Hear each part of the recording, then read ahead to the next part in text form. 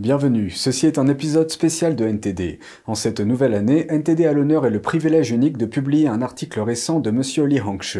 Li Hongshi est le fondateur du Falun Dafa, une pratique spirituelle qui compte des millions de pratiquants et de sympathisants dans le monde. Cette pratique est focalisée sur la vérité, la compassion et la tolérance. En plus d'apporter à nos téléspectateurs des informations non censurées et impartiales, nous promouvons également ce que nous croyons être des valeurs universelles qui élèveront notre public. Nous sommes heureux de vous présenter cet article. Pourquoi l'humanité existe-t-elle ? Tout d'abord, je profite de l'occasion du Nouvel An chinois pour vous saluer. Comme c'est le Nouvel An, l'usage est de souhaiter ses bons vœux. Des mots que l'on aime entendre, mais je vois le danger qui se rapproche pas à pas de l'humanité. C'est pourquoi les divinités et les Bouddhas m'ont demandé de prononcer quelques mots qu'ils souhaitent adresser à tous les êtres du monde entier. Chaque phrase fait partie des secrets célestes. C'est dans le but de faire connaître la vérité aux gens et de leur donner encore une chance d'être sauvés. Pourquoi l'humanité existe-t-elle? De sa naissance à sa fin, l'univers doit traverser le très long processus des 4 étapes de formation, stabilité, dégénérescence et destruction.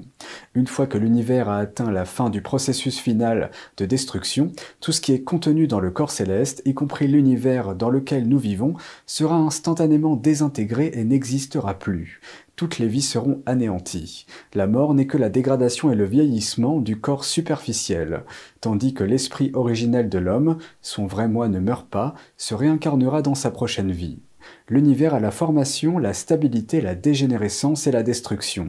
Un être humain a la naissance, la vieillesse, la maladie et la mort. Ce sont les lois de l'univers. Les divinités aussi ont ce processus, mais il est très long. Plus une divinité est grande, plus le processus est long. Leur naissance et leur mort se font sans souffrance, et elles restent lucides dans le processus. C'est comme changer de veste. Ce qui veut dire que de manière générale, les vies ne meurent pas. Si l'univers et le corps céleste se désintègrent dans la dernière étape de formation, stabilité, dégénérescence et destruction, la réincarnation n'existera plus pour les vies. Toutes les vies et matières n'existeront plus. Tout se transformera en poussière, tout retournera au néant. Aujourd'hui, le monde humain est en train de connaître la dernière étape de la destruction dans formation, stabilité, dégénérescence et destruction. Plus rien à la fin de cette étape finale n'est bon. C'est pour cela qu'il y a la destruction. C'est pourquoi la société actuelle est dans un tel désordre. Les gens n'ont plus de pensée bienveillante, la sexualité est débridée, le cœur est perverti, la drogue prolifère, on ne croit plus aux divinités, etc. Les phénomènes chaotiques sont légion, c'est inévitable lorsque le corps céleste arrive à la fin. Cela veut dire que le moment est arrivé. Le Créateur chérit les divinités et les nombreuses vies qui sont merveilleuses et bienveillantes, ainsi que les merveilleuses créations qu'il y a dans le corps céleste. C'est pourquoi au début de la dégénérescence, il a emmené un groupe de divinités et est venu dans la partie la plus externe du corps céleste, qu'on dit globalement être en dehors du monde de Fa, où il n'y a pas de divinité, et il a créé la Terre. La Terre ne peut pas exister indépendamment. Il doit y avoir des structures célestes correspondantes qui forment un système circulatoire entre les vies et les êtres vivants. Pour cela, le Créateur a construit un grand périmètre autour de la Terre que les divinités appellent les 3 mondes.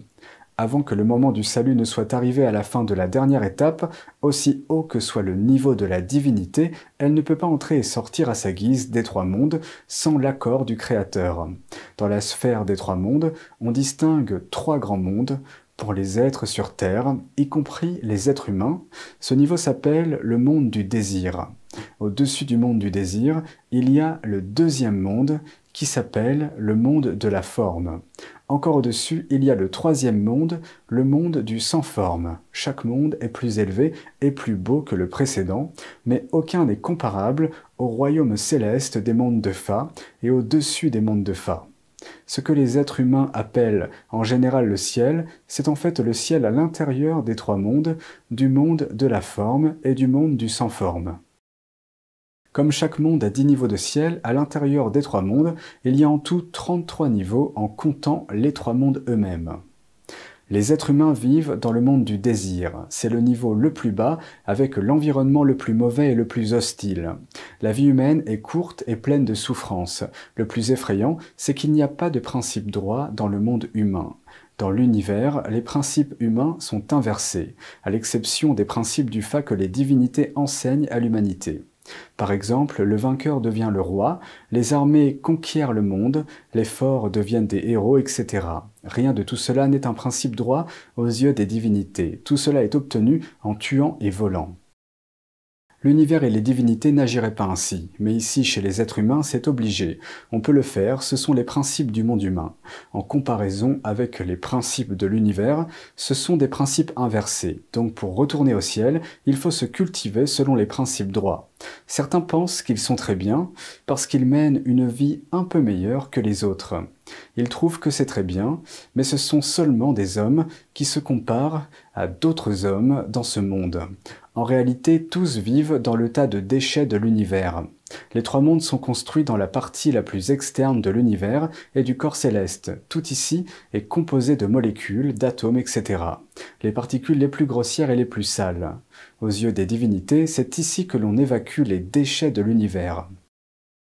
C'est pourquoi les divinités considèrent les molécules, ce niveau de particules, comme de la boue. C'est le niveau le plus bas. C'est aussi le sens originel de ce que disent les religions. Dieu créa l'homme avec de la boue. C'est pour dire qu'en fait, les divinités ont utilisé la matière de ce niveau fait de molécules pour créer l'être humain.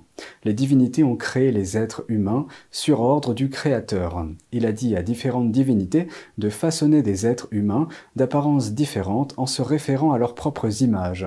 C'est pour cela qu'il y a des hommes de la race blanche, de la race jaune, de la race noire, etc. Seule leur apparence est différente. Les vies à l'intérieur ont été données par le Créateur, donc elles ont toutes la même valeur. Le Créateur a demandé aux divinités de créer les êtres humains dans le but de s'en servir à la fin de la dernière étape, au moment de sauver les êtres de l'univers et du corps céleste, y compris les nombreuses divinités. Alors pourquoi le Créateur a-t-il demandé aux divinités de créer l'humanité dans un environnement aussi mauvais et inférieur? Parce que c'est le niveau le plus bas de l'univers, où il y a le plus de souffrance. C'est dans la souffrance qu'on peut cultiver et pratiquer. C'est dans la souffrance qu'on peut éliminer le karma des péchés. Si même dans la souffrance, on peut rester bienveillant et avoir de la gratitude, être une bonne personne, c'est ça l'élévation de soi. De plus, le salut est un processus qui va du bas vers le haut. Il commence forcément à l'endroit le plus bas. Les vies vivent ici dans la souffrance. Il y a aussi des conflits d'intérêts entre les personnes. Et dans l'environnement le plus mauvais et le plus hostile, les êtres humains doivent travailler dur mentalement et physiquement pour survivre, etc. Tout cela peut fournir aux vies une opportunité de s'élever et d'éliminer leur karma. Dans la souffrance, on peut éliminer le karma, c'est une certitude. Si même dans la souffrance et les conflits, quelqu'un peut garder la bienveillance, il accumulera des mérites et de la vertu et sa vie obtiendra l'élévation. Arrivé à l'époque moderne où le Créateur doit utiliser le corps humain pour sauver les vies de l'univers, les vies originelles dans les corps humains ont pour la plupart été remplacées par des divinités qui se sont réincarnées en êtres humains. Parce qu'avec un corps humain, on peut éliminer le karma des péchés dans la souffrance et en même temps, en l'absence de principes droits, si on peut préserver les principes droits transmis par les divinités, si on peut préserver sa bienveillance, alors cet être obtiendra l'élévation. La fin de l'étape finale est déjà là, les portes du ciel des trois mondes sont déjà ouvertes, le Créateur est déjà en train de choisir ce genre de personnes pour les sauver. Dans le processus de formation, stabilité, dégénérescence et destruction, plus rien n'est pur dans les corps célestes et l'univers. Plus rien n'est aussi bon qu'au moment de la formation. C'est pour cela qu'on avance vers la destruction. Ce qui veut dire que tout dans les corps célestes a dégénéré. Il n'y a plus aucune vie aussi bonne qu'au début. Les vies ne sont plus pures, elles ont toutes du karma des péchés. C'est pourquoi il y a la destruction. Les religions appellent ce karma le péché originel. Pour sauver le corps céleste et l'univers, le Créateur a demandé à la multitude de divinités et de seigneurs de descendre dans ce monde, pour devenir des hommes dans cet environnement. Endurer des épreuves, s'élever, éliminer les péchés, se remodeler pour pouvoir retourner au ciel. Parce qu'en même temps qu'il sauve les êtres humains, le Créateur est aussi en train de recréer l'univers. Le nouvel univers est absolument pur et merveilleux. Si l'être humain peut préserver une pensée bienveillante dans cet environnement difficile, s'il peut conserver les valeurs traditionnelles face aux assauts des conceptions modernes, maintenir sa croyance dans le divin face aux assauts de l'athéisme et de la théorie de l'évolution, ce genre de personne pourra atteindre l'objectif d'être sauvé et de retourner au royaume céleste. Tous ces phénomènes chaotiques ont été arrangés par les divinités pour le moment final, dans le but de tester si les êtres peuvent ou non être sauvés. En même temps, pendant ce processus, la souffrance permet d'éliminer le karma des péchés. Tout est pour sauver les gens et qu'ils retournent dans le monde des royaumes célestes. Alors cela veut dire que la vie d'un homme dans ce monde n'est pas faite pour un quelconque accomplissement social. Quand l'homme fait des efforts, qu'il lutte, qu'il cherche à obtenir des choses par tous les moyens, tout cela ne peut que le rendre mauvais. Le but d'être un être humain en descendant dans ce monde, c'est d'éliminer le karma des péchés. Le but est de bien se cultiver soi-même. Venir en tant qu'être humain dans ce monde, c'est pour être sauvé. C'est pour attendre que le Créateur les sauve et pour retourner dans leur monde céleste qu'ils sont devenus hommes, accumulant mérite et vertu vie après vie pendant qu'ils attendaient. C'est aussi là le but du cycle de la réincarnation de l'homme. Ce monde chaotique est fait pour l'accomplissement des êtres.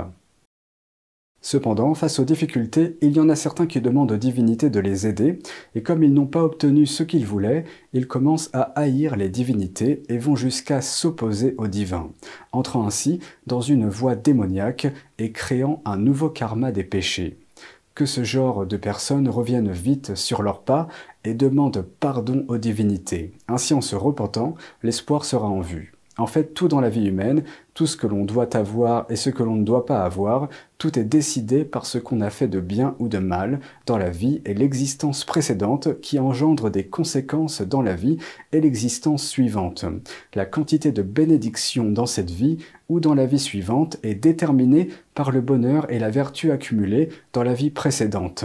Avec beaucoup de bonheur et de vertu, il est possible de les échanger dans la vie suivante contre une position élevée et un salaire abondant.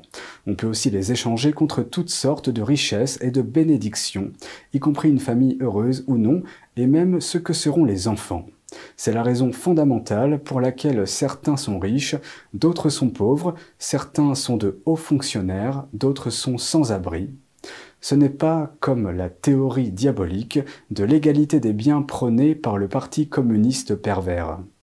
L'univers est juste, les bonnes actions sont récompensées par des rétributions de bonheur. Les mauvaises actions doivent être remboursées. Si ce n'est pas dans cette vie, ce sera dans la vie suivante. C'est un principe absolu du fa de l'univers. Le ciel, la terre, les divinités et le Créateur sont compatissants envers les êtres. Le ciel, la terre, les êtres humains et les divinités ont tous été créés par le Créateur. Il ne va absolument pas être bon pour certaines vies et pas bon pour d'autres. La rétribution de cause à effet est la raison fondamentale pour avoir ou non des bénédictions dans la vie humaine. La manifestation du gain et de la perte en réalité semble une manifestation normale dans la société, mais fondamentalement, c'est l'être lui-même qui a créé la cause et l'effet. Toutefois, avoir ou ne pas avoir, le gain et la perte, cela se manifeste sous des formes qui se conforment à l'état de la société. C'est pourquoi, que tu sois riche ou pauvre dans ta vie, il faut absolument bien agir, te réfréner de mal agir, maintenir la bonté, respecter le ciel et les divinités, aider ton prochain avec joie.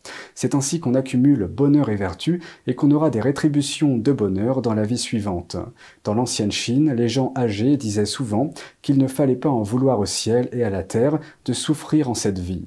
Il fallait faire plus de bonnes actions et accumuler plus de vertus. Alors tout irait bien dans la vie suivante. Ce qui veut dire que même si tu demandes de l'aide aux divinités, cela ne servira à rien si dans ta vie précédente, tu n'as pas bien agi et que tu n'as pas accumulé de la vertu. L'univers a ses critères de fa, même les divinités doivent s'y conformer. Si une divinité a fait ce qu'il ne fallait pas, elle aussi sera punie. Ce n'est pas aussi simple que les hommes le pensent. Les divinités devraient-elles te donner tout ce que tu veux ? La condition, c'est que tu dois avoir accumulé bonheur et vertu dans ta vie précédente pour pouvoir les échanger contre ce que tu veux. C'est le principe du fa de l'univers qui l'a déterminé. Mais fondamentalement, ce n'est pas le but essentiel d'accumuler bonheur et vertu. Le plus important dans le fait d'avoir accumulé beaucoup de bonheur et de vertu dans sa vie est de les utiliser pour paver le chemin de son propre retour au ciel, plutôt que de les échanger pour les bonheurs éphémères de la vie humaine. Votre maître Li Hongshi, le 29e jour du 12e mois de l'année Jianyin, le 20 janvier 2023. Merci d'avoir regardé. Si vous souhaitez lire l'article, vous pouvez le trouver sur ntdtv.fr. Nous vous souhaitons une merveilleuse et heureuse année à venir.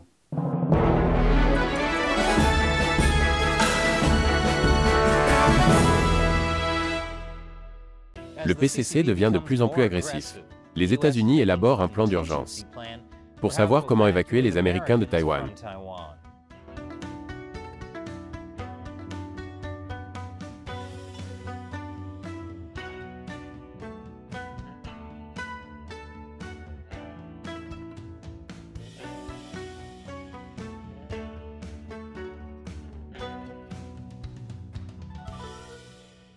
Bienvenue à Chine non censurée, je suis Chris Chappell. Cet épisode est sponsorisé par vous, les incroyables téléspectateurs qui rendent Chine non censurée possible en contribuant sur patreon.com/ChinaUncensored ou sur ChinaUncensored.locals.com.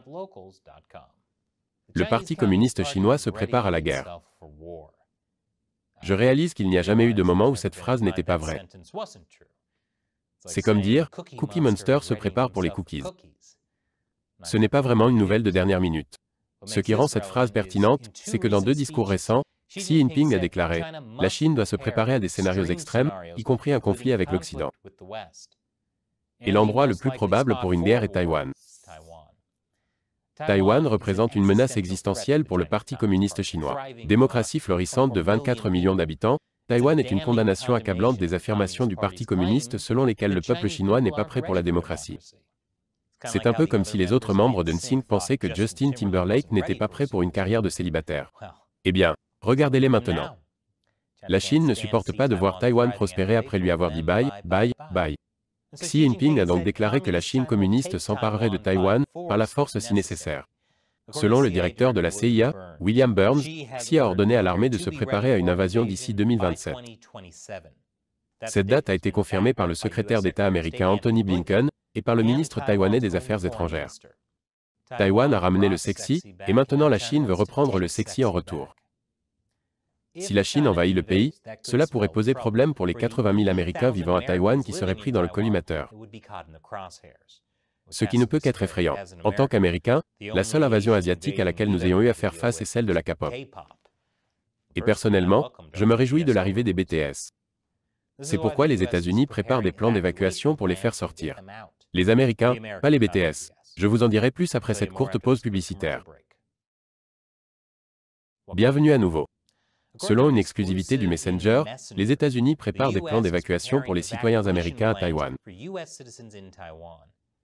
3 sources anonymes, dont un responsable du renseignement américain, ont déclaré que la planification est en cours depuis au moins 6 mois et qu'elle s'est accélérée au cours des 2 derniers mois environ. C'est l'invasion de l'Ukraine par la Russie qui a amené le gouvernement américain à prendre plus au sérieux la menace d'une invasion. En réponse au rapport, un porte-parole du Pentagone a refusé de commenter directement la planification, mais a déclaré « Nous ne considérons pas qu'un conflit dans le détroit de Taïwan soit imminent ou inévitable. » Ce qui n'est certainement pas un déni. Je veux dire qu'il est logique de planifier à l'avance pour quelque chose comme ça. Attendre le début d'une invasion pour trouver le moyen de faire sortir les Américains est un peu trop tard.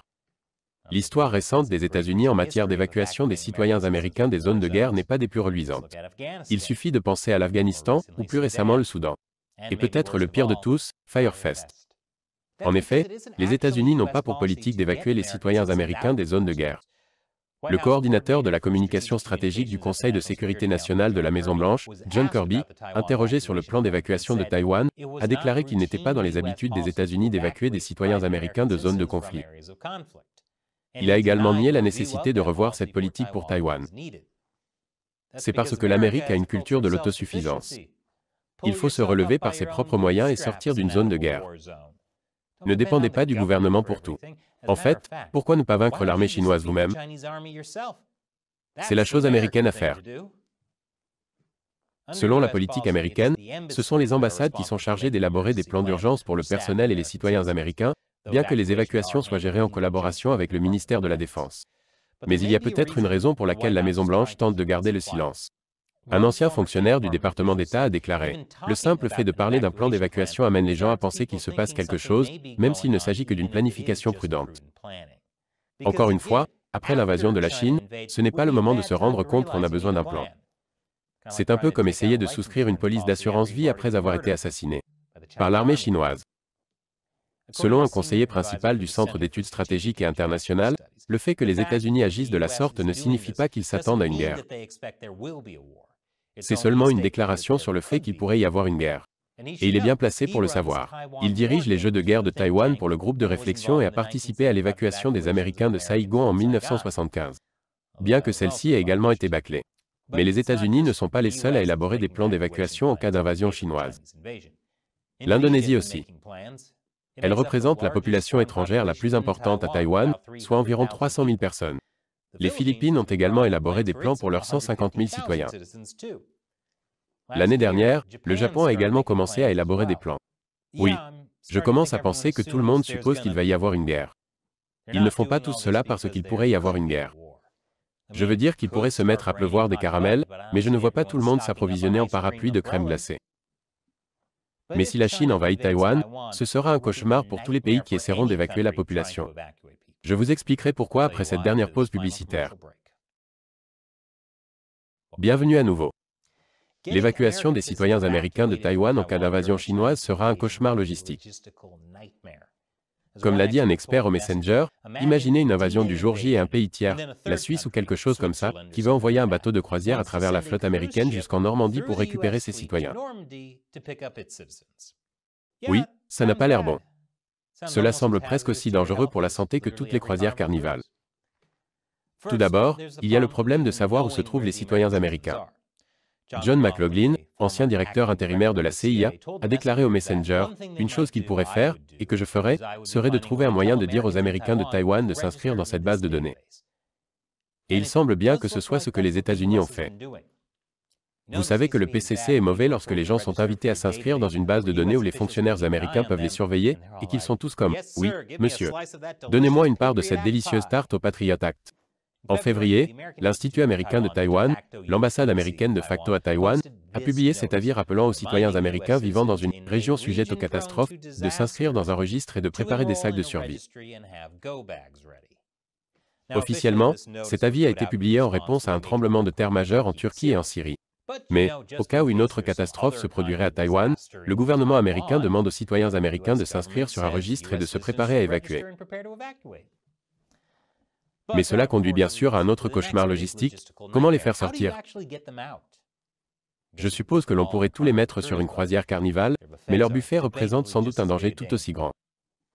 La plupart des principaux aéroports de Taïwan se trouvent du côté de l'île qui fait face à la Chine. Ils seront probablement détruits par des tirs de missiles, comme le montre cette simulation réalisée par les médias d'État chinois. Récemment, nous avons consacré un épisode à la difficulté pour la Chine d'envahir Taïwan en raison de son relief. Malheureusement, tous les éléments qui rendent très difficile une invasion chinoise rendent également très difficile l'évacuation des citoyens américains de Taïwan en cas d'invasion. En raison du relief montagneux de Taïwan, il n'y a généralement qu'une seule route principale entre deux points. Les tunnels et les routes principales deviendraient des points d'étranglement pour les centaines de milliers de réfugiés fuyant les combats si les troupes chinoises ne les utilisaient pas elles-mêmes pour le transport. Ce serait comme la circulation à Los Angeles, mais en 1000 fois pire. La guerre, c'est vraiment l'enfer. Taïwan pourrait également saboter ses routes pour empêcher les troupes chinoises d'avancer. C'est pourquoi la meilleure chose à faire serait d'empêcher une invasion chinoise de se produire. Une guerre à Taïwan n'est pas inévitable. Mais pour l'éviter, les États-Unis doivent faire preuve de fermeté. Lorsque Biden est devenu président, il a promis une nouvelle ère de diplomatie implacable.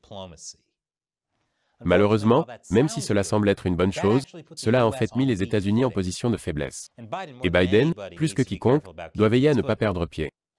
Le Parti communiste chinois sait que l'administration Biden veut des pourparlers et de la diplomatie, ils ont fait des pieds et des mains aux États-Unis. Ils leur coupent l'accès. Cela met l'administration Biden en porte-à-faux. Pour que la diplomatie se concrétise, les États-Unis doivent faire des concessions au PCC. Pendant ce temps, Taïwan est frustré par la lenteur des livraisons d'armes américaines. Et malgré le fait que l'armée chinoise harcèle constamment Taïwan par des manœuvres militaires à proximité de son espace aérien, je n'ai pas encore entendu parler d'un seul chef militaire chinois sanctionné. La diplomatie ne fonctionne pas si elle n'a pas de conséquences. L'Amérique a une main forte et elle doit l'utiliser. Sinon, il faudra procéder à l'évacuation de Taïwan. Et n'oubliez pas que les évacuations américaines n'ont pas tendance à bien se passer. Des épisodes comme celle-ci ne seraient pas possibles sans le soutien de téléspectateurs comme vous. Laissez un like et un commentaire parce que cela nous aide vraiment avec l'algorithme de YouTube, et si vous le pouvez, rejoignez l'armée de 50 cents de Chine non censurée en contribuant à notre site patreon.com/China Uncensored. Tout ce qu'il faut, c'est $1 ou plus par épisode.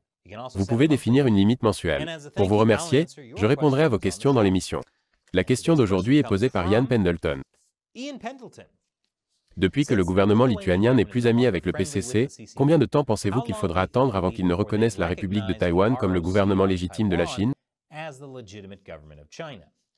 Excellente question, Ian.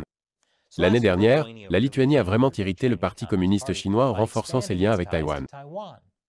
La Lituanie et Taïwan ont annoncé qu'ils ouvriraient des installations diplomatiques dans leurs pays respectifs, c'est-à-dire des ambassades non officielles. Celle de Taïwan s'appellera « Bureau de représentation taïwanais en Lituanie ». Au nom, ils ont dit « taïwanais ». Le Parti communiste chinois déteste cela. En fait, si vous dites Taïwan 3 fois dans un miroir, Xi Jinping surgira derrière vous comme Candyman. La Chine a donc rappelé son ambassadeur en Lituanie.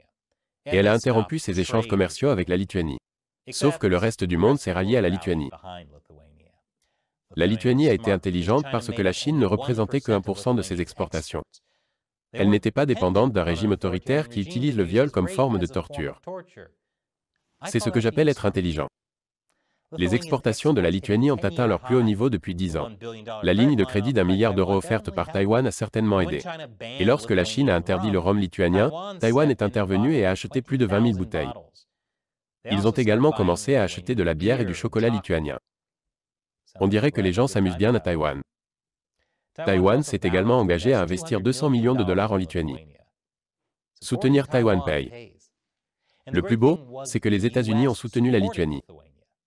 Lors d'une réunion avec des responsables allemands, le secrétaire d'État américain Anthony Blinken a dénoncé l'intimidation de la Chine à l'égard de la Lituanie. Mais la Lituanie n'est pas allée jusqu'à reconnaître officiellement Taïwan comme un pays. Aucun pays ne l'a jamais fait après avoir rompu ses relations diplomatiques avec la Chine. Et je ne pense pas qu'un pays le fera tant que les États-Unis ne l'auront pas fait en premier. Il est toutefois possible que les Taïwanais ne veuillent pas que les États-Unis le fassent maintenant, car cela pourrait déclencher une invasion chinoise. Surtout s'ils disent 3 fois que Taïwan est un pays en se regardant dans un miroir. Mais il est clair que lorsque le monde se solidarise avec le Parti communiste chinois, il n'y a pas grand-chose à faire. Merci pour votre question et votre soutien de longue date, Ian. Et merci d'avoir regardé l'émission. Encore une fois, si vous voulez que je réponde à votre question dans l'émission, rendez-vous sur patreon.com/China Uncensored. Je suis Chris Chappell, à la prochaine fois.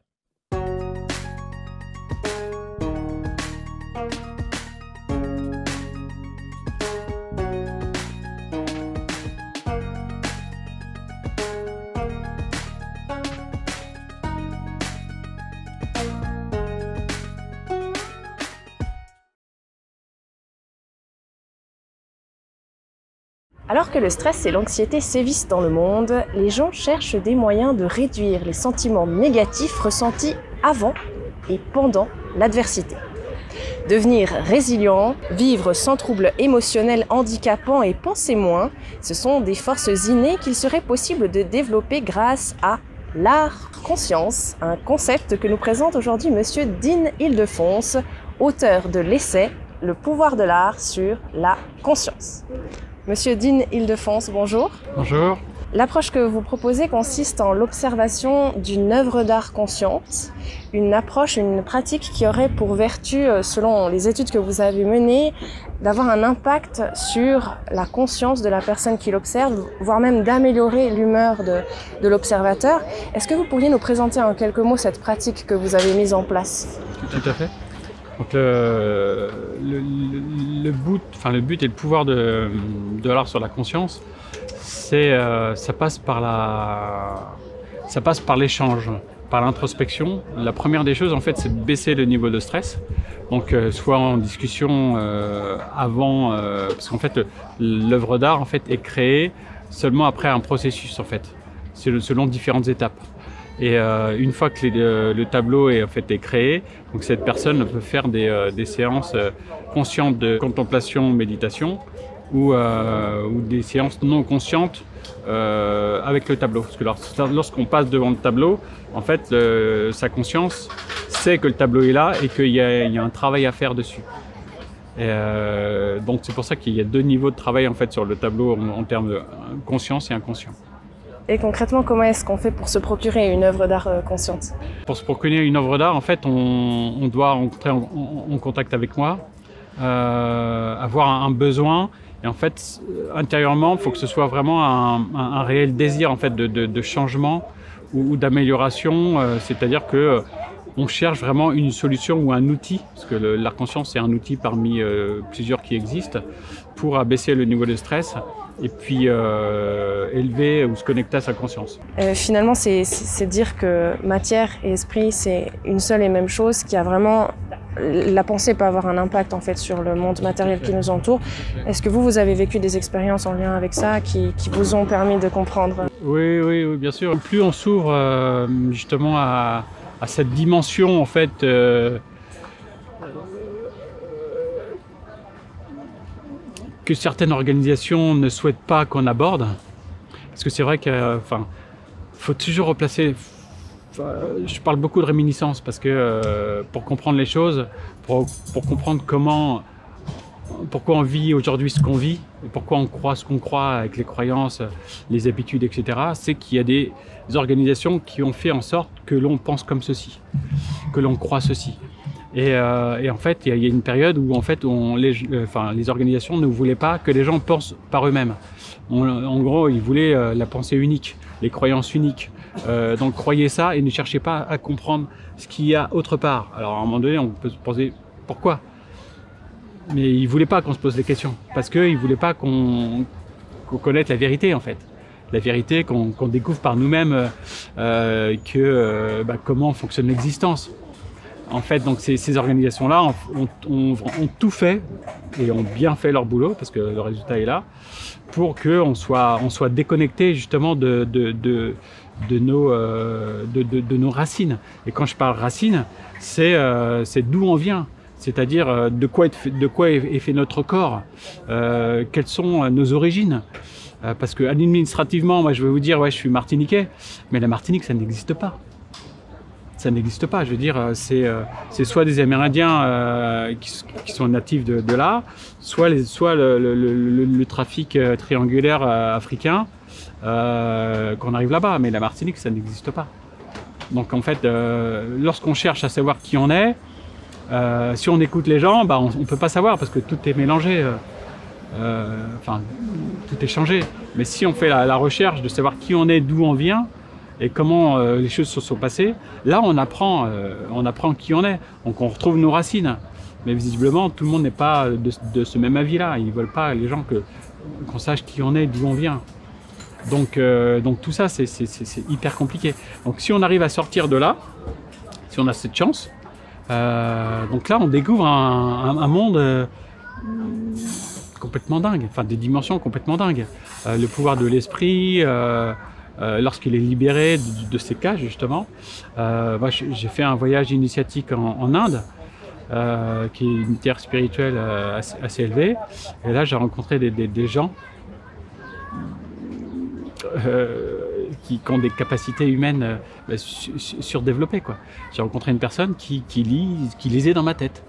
Alors il me dit, je vais te dire le nom de ta mère, le nom de ta sœur, combien de frères et sœurs que tu as, ta couleur préférée. Il m'a tout sorti. Alors à un moment donné, je me suis dit, mon côté rationnel, il me dit, puis il me dit, ouais, tu vas me donner de l'argent. Alors je lui dis, pourquoi je vais te payer pour un truc que je sais déjà? Et après, une petite voix me dit, Medine, ça fait partie de l'expérience. Et après, le type, il a sorti le prénom de ma mère, Yolène. Donc c'est un Indien, donc Yolène, c'est français. Donc il m'a tout sorti. Le prénom de ma mère, de mon frère, ma sœur, leur âge, ma couleur préférée, mon annuel préféré, il m'a tout sorti. Alors moi je me suis dit, mais qui peut m'expliquer comment ça fonctionne? Et c'est un peu ce genre d'expérience qui vous ont amené à comprendre que la pensée, l'esprit, c'est quelque chose en fait qui peut se matérialiser, qu'on peut éprouver. Justement, vous mentionnez aussi dans l'ouvrage que quand on regarde une œuvre d'art, il y a des messages qui en émanent, qui s'en dégagent et qu'on les absorbe, même si on n'en a pas conscience. Tout à fait, tout à fait. Bah, disons que un jeu de mots qui est assez drôle, c'est que lorsqu'on dit à quelqu'un « on était inconscient », ça veut dire qu'il n'a pas de conscience, qu'il est bête. Or, en fait, l'inconscience, c'est la partie la plus supérieure, en fait, de l'être humain. Parce que, par exemple, lorsqu'on est connecté lorsqu'on dort, donc il n'y a plus de conscience, là, notre âme se connecte à l'inconscient. Et l'inconscient, en fait, on peut dire c'est toutes les informations, on peut appeler ça akashique, du monde. Et là, en fait, on peut avoir plusieurs... on a toutes les informations disponibles sur Terre, quasiment. Enfin, sur Terre et sans limite de temps. En gros, plus notre esprit est vide, plus il est disponible pour entrer en connexion, en fait, avec ces informations qui sont beaucoup plus élevées, quoi. Vous parlez de l'échelle de la conscience de Hawkins, qui échelonne vraiment ces niveaux de conscience. Est-ce que vous pourriez nous parler de ces différents niveaux? Ouais. Donc en fait, l'échelle de Hawkins sur la conscience, je la trouve très intéressante dans la mesure où elle nous permet de mieux comprendre en fait nos niveaux de conscience et tout ce qui est attaché en fait à ce niveau-là. Donc le plus bas, je crois que je crois que ça doit être la colère ou quelque chose comme ça. Et en fait, à ce niveau de conscience-là, en fait, on peut pas. Il y a plein de choses qu'on peut pas faire, et où en fait, on est vraiment enfermé dans un cheminement qui fait que on peut pas évoluer, puis on peut pas attirer d'autres choses. Parce que ça vibre pas assez fort. Et donc la colère, ça doit être 20-30 sur l'échelle. Et en fait, c'est à partir de 200 où on peut commencer à agir. Et c'est-à-dire en dessous de 200, on peut s'énerver, on peut faire des trucs, etc. Mais on peut pas vraiment agir. Enfin, agir pour le bien en tout cas. Parce que bon, en colère, on peut tuer des gens, ça c'est sûr, on peut agir de cette manière-là. Mais on peut pas agir pour le bien. Et c'est vraiment à partir de 200, à partir du niveau du courage, qu'on peut commencer à agir pour faire du bien pour soi et pour les autres. Vous parlez du bien là, le fait de faire le bien, et vous dites aussi dans l'ouvrage que faire le bien, ça peut engendrer le bien. Quand on fait des bonnes actions, ça... Il y a un article qui a été publié récemment sur Epoch Times par le maître Liang Zhe, qui est le fondateur du Falun Dafa. Et il a affirmé quelque chose qui va dans ce sens, je le cite, « L'univers est juste, les bonnes actions sont récompensées par des rétributions de bonheur. Les mauvaises actions doivent être remboursées. Si ce n'est pas dans cette vie, ce sera dans la vie suivante. C'est un principe absolu de la loi de l'univers. » Qu'est-ce que vous ressentez par rapport à cette affirmation? Vous avez lu l'article aussi. Ouais. C'est vrai que il y a une notion de justesse, il y a une notion de cohérence. Si on sème le bien, on peut récolter du bien. L'inverse peut aussi être possible. Donc il n'y a pas de loi immuable. C'est-à-dire que tout est sujet à fluctuer en fait. Mais dans les règles générales, si on sème du bien, on récolte du bien. Donc après, aussi, j'expliquais aussi dans l'essai que par exemple dans cette vie-là, il y a quelqu'un qui peut faire que du bien, mais recevoir que du mal. Et donc il dit, comment ça se fait? Parce que je fais que du bien. Mais en fait, le truc, c'est que c'est karmique. Et qu'en fait, si dans sa vie précédente, il a semé pour 1000 de mauvaises intentions, en fait, et qu'il a fait seulement pour 500 dans cette vie-là de bonnes intentions, il est toujours en déficit. Et en fait, c'est vraiment comme ça en fait, que je le ressens que ça fonctionne. C'est-à-dire que c'est un peu recette dépense, quoi. Et ça, c'est vrai que c'est vraiment important. C'est-à-dire que tout ce qu'on peut semer de bien aujourd'hui, on va le récolter peut-être aujourd'hui même, mais c'est surtout pour les jours à venir. Donc c'est pour ça que c'est vraiment important. Et vu que tout ça c'est vibratoire, c'est-à-dire que s'il y a dans une famille il y a quelqu'un qui vibre très haut, en fait, il y aura des répercussions sur toute sa famille parce qu'ils vont aussi récupérer un petit peu de vibration de cette entité. C'est une belle façon de voir les choses. En tout cas, je pense que quand on a ça à l'esprit, on a le cœur plus léger. Est-ce que ça vous rend plus heureux de penser à ces vies karmiques, Complètement, que tout est complètement, destin? parce que justement, on se rapproche de l'harmonie. Parce qu'à un moment donné, si on suit un peu les textes mythologiques en disant que en rentrant dans le corps, en fait, on est puni et qu'en sortant de ce corps, on retrouve notre liberté. En fait, j'ai vraiment l'impression que c'est ça, quoi. Parce que lorsque justement l'âme qui n'est pas dans le corps, elle est complète. Donc l'âme, je la compare un peu à la particule. C'est-à-dire qu'à un moment donné, lorsqu'on se dématérialise, on devient particule pure, en fait. Et de là, en fait, il n'y a plus de notion de bien, de pas bien. On est en totale harmonie, en fait. On est complet. Et c'est pour ça que, en fait, en se détachant en fait, de son ego, en pratiquant la méditation, pour se détacher un peu du corps, même lors du vivant, en fait, on nourrit beaucoup plus notre esprit et notre corps aussi, ce qui fait qu'on se détache de tout ce qui sert à rien, en fait. Parce que, je veux dire, lorsqu'on meurt, on n'apporte pas le matériel, on ne peut pas apporter sa Lamborghini avec nous, ni sa maison, ni son chocolat ou son gâteau. Donc à un moment donné, justement, j'avais vu adolescent, une émission qui m'avait frappé. C'est des gens qui, à 80 ans, disaient, bon voilà, si je devais donner un conseil aux gens, à mon âge, ce qui est important, c'est pas ce que j'ai gagné, ce que j'ai fait ou le matériel que j'ai, c'est qu'est-ce que j'ai laissé aux gens et quel moment j'ai partagé. Et c'est ce qui reste, en fait. Lui, c'est ce qui reste. Et il va partir avec ça en disant voilà, je vais mourir, mais voilà ce que j'ai laissé. Voilà les moments dont je me souviens le plus. Donc après, ça peut être un bon souvenir de rouler en Lamborghini en Toscane avec sa chérie. Ça reste un beau souvenir. Mais c'est le souvenir lui-même, en fait. C'est pas la Lamborghini, en fait, qu'il faut garder. Donc pareil, quand je pense à tous ces gens, en fait, à toutes ces puissances financières qui essaient d'engager plein d'argent, je me dis mais pourquoi faire? Quel est le sens, quoi? T'ouvres ton garage, t'as 100 Lamborghini. Mais pourquoi faire? Le sens, c'est quoi? Qu'est-ce que t'as loupé dans ta vie pour faire que tu t'accroches au matériel? Parce qu'en général, lorsqu'on n'a pas d'amour, on va le chercher ailleurs, on cherche à le compenser. Donc ça, il faut aller sur la psychologie pour comprendre ça. Et après, justement, on se rattache au matériel, parce que lui, le matériel, on se dit, lui, il va pas me tromper. Lui, il est là, et puis il sera toujours là. Et donc en général, les gens qui sont sur le matériel, c'est qu'il leur manque le côté émotion. Et donc à un moment donné, je leur dis, allez voir des gens qui vont vous aider justement à vous retrouver vous-même, qui vous êtes, à essayer d'équilibrer ce que vous n'avez pas eu. Parce qu'en tant qu'enfant,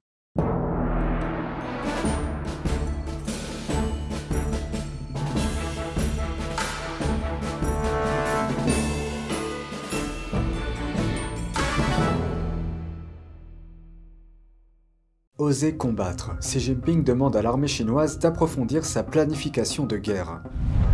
Pékin adopte à nouveau un ton de défi en déclarant au Japon et à la Corée du Sud « Vous ne pourrez jamais devenir un occidental ». Hong Kong, perle de l'Orient ou lieu de cauchemar. 2 jours, 5 arrestations, tous accusés d'avoir aidé des dissidents à l'étranger. Que pensez-vous de la situation actuelle de la ville? Faites-le nous savoir ci-dessous et abonnez-vous si vous ne l'avez pas encore fait. Bienvenue dans Regard sur la Chine. Des indices d'une guerre à venir, le dirigeant chinois Xi Jinping a exhorté l'armée à approfondir ses plans de guerre jeudi dernier.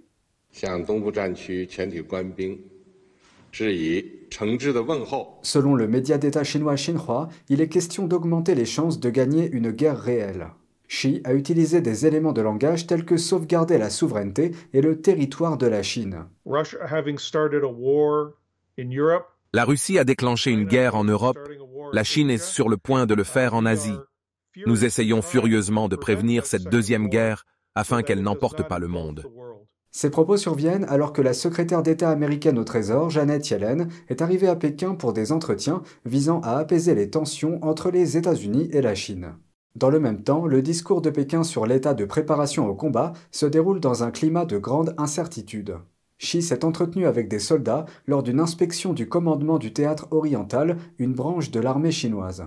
À cette occasion, Xi a déclaré que le monde était entré dans une nouvelle période de troubles. Il a ajouté que les militaires devaient oser combattre.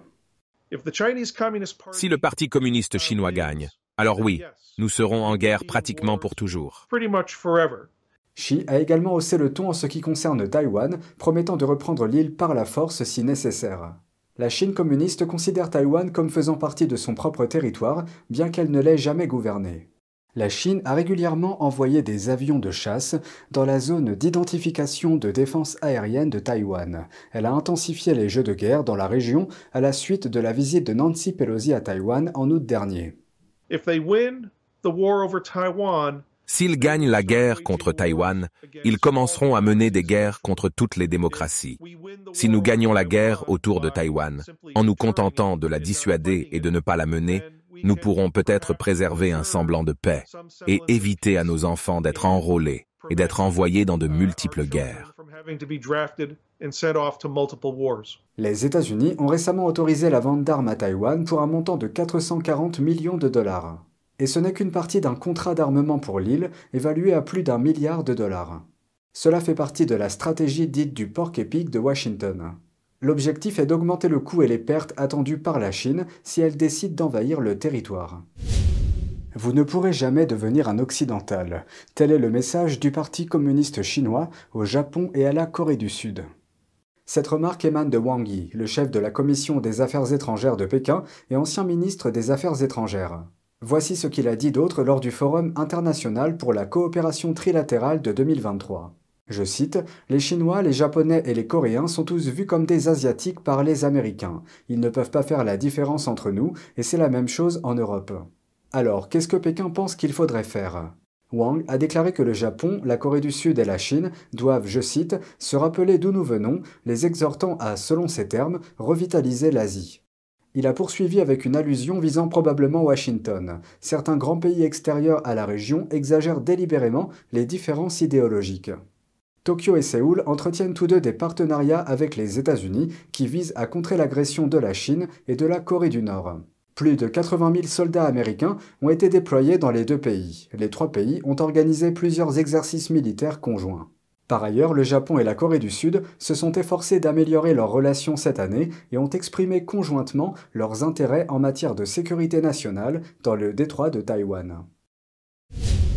Arrestation, peine de prison et détention, tels sont les risques auxquels sont confrontés les militants à Hong Kong. Jeudi dernier, la police a arrêté un homme à l'aéroport de la ville. 4 autres personnes avaient déjà été arrêtées la veille pour des infractions présumées à la loi sur la sécurité mise en place par Pékin. Ces arrestations surviennent alors que la police de Hong Kong a annoncé que 8 militants basés à l'étranger seraient poursuivis à vie. Voici un aperçu de la situation. La police chargée de la sécurité nationale de Hong Kong a arrêté 4 personnes mercredi dernier, les accusant de soutenir financièrement des dissidents étrangers et de prôner l'indépendance de Hong Kong par rapport à la Chine. Ivan Lam, l'ancien président du groupe pro-démocratie Demosisto, aujourd'hui dissous, figure parmi les personnes arrêtées. Dans un communiqué, la police a indiqué qu'elle avait arrêté 4 hommes soupçonnés de conspirer avec l'étranger et de commettre des actes dans une intention séditieuse. Les 4 hommes sont soupçonnés d'avoir reçu des fonds de sociétés d'exploitation, de plateformes sociales et d'applications mobiles pour soutenir des personnes qui ont fui à l'étranger et qui continuent à se livrer à des activités qui mettent en danger la sécurité nationale. La police n'a pas nommé les suspects ni fourni de détails sur les infractions présumées.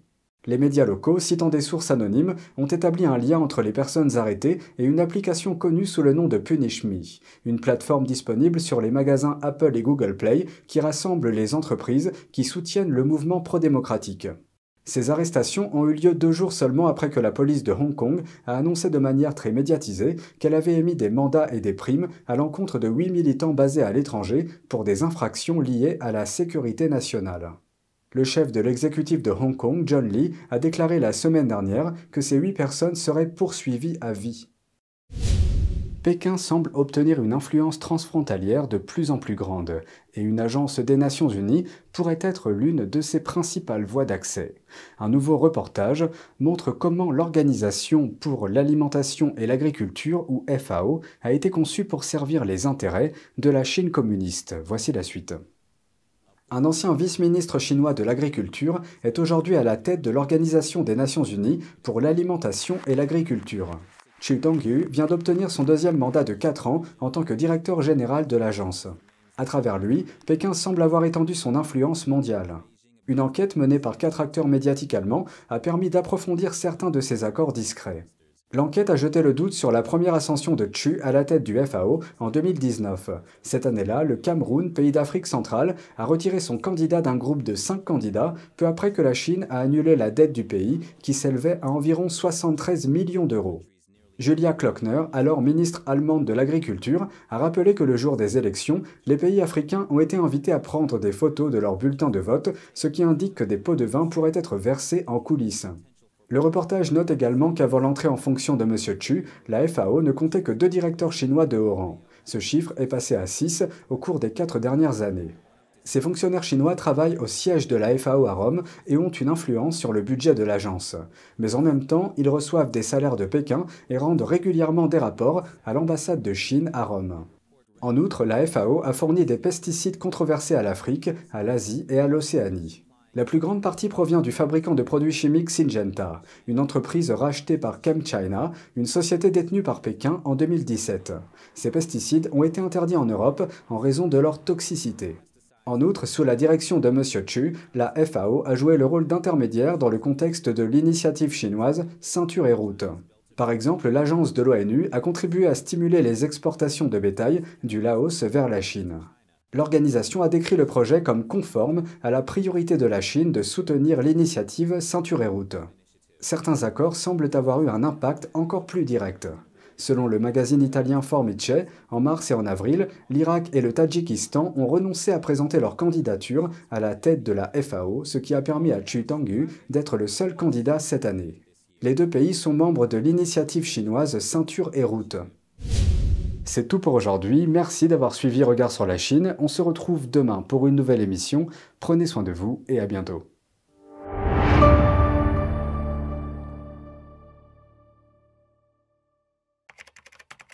Qu'est-il arrivé à ce monde dans lequel nous vivons? Pourquoi?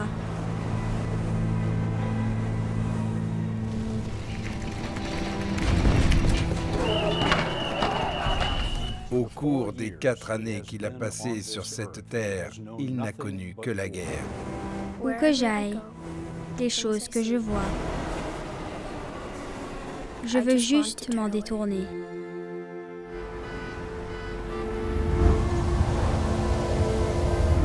Les rêves que j'ai, les histoires que je pourrais raconter, seront-ils encore possibles? Cette année, plus que jamais, j'ai besoin d'un monde tout neuf, un monde propre.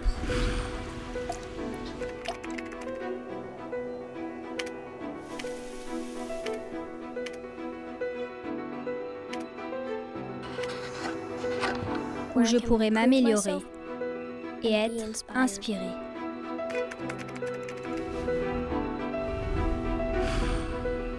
Ma scène peut être partout et n'importe où. Mais elle commence ici.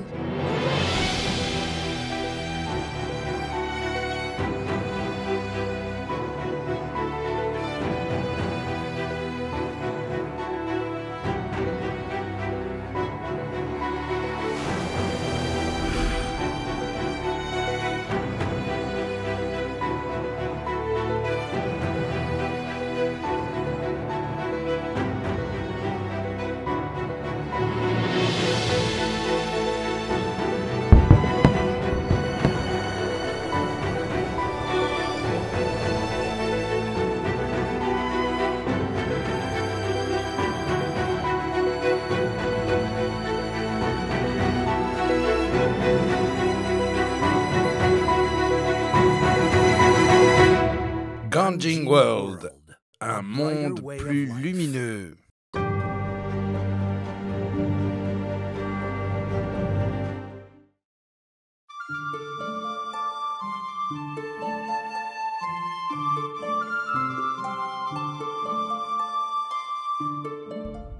vers les années -770 à -221 avant Jésus-Christ, entre la période Chunqiu et celle des royaumes combattants, les pays Wu et Yue au sud de la Chine étaient des lieux célèbres de production d'épées. Cette fois, nous allons vous raconter une histoire liée à cette dernière. Qizha, le plus jeune fils du roi de Wu, a toujours été connu pour sa vertu. Le roi de Wu l'a beaucoup apprécié et l'a envoyé au royaume de Lu, Qi, Zheng, Wei, Qing, ainsi que dans d'autres grands pays. Un jour, sur son chemin vers Qing, Qizha est passé par l'état de Xu. Il portait son épée sur lui pour saluer le roi. Lorsque ce dernier a vu l'épée, il a tout de suite trouvé fort intéressante. Mais il n'a pas osé la demander pour lui-même, sachant qu'elle représentait un trésor rare de l'état de Wu. À cette époque, porter une épée était un marqueur social. Qizha a pensé « Je dois encore aller dans l'état de Qing en tant qu'envoyé, donc je ne peux pas rester sans épée. Quand je reviendrai, je l'offrirai au roi de Xu, puisqu'il aime tant. » Cependant, quand Qizha est revenu une fois sa mission terminée, le roi de Xu était déjà mort. Qizha a voulu offrir l'épée à son successeur. Son entourage l'en a empêché, disant que cela était inutile puisque le roi était mort et que l'épée était trop précieuse. Alors, Qizha a prononcé ces paroles. Bien que l'ancien roi de l'état de Xu n'ait rien demandé, dans son cœur, il aimait beaucoup cette épée, je le sais. Je me suis dit que j'allais lui offrir quand je serai de retour. C'est une promesse que j'ai faite à moi-même. Si je gardais simplement l'épée parce que l'ancien roi est mort, cela équivaudrait à tromper ma propre conscience. Et un homme droit ne ferait pas une telle chose. Le nouveau roi qui succédait à l'ancien a dit « Sans les dernières volontés de feu le roi, je n'ose accepter cette précieuse épée. » Ainsi, avant de partir, Qizha a décidé de laisser son épée en l'accrochant à un arbre à côté du tombeau de l'ancien roi.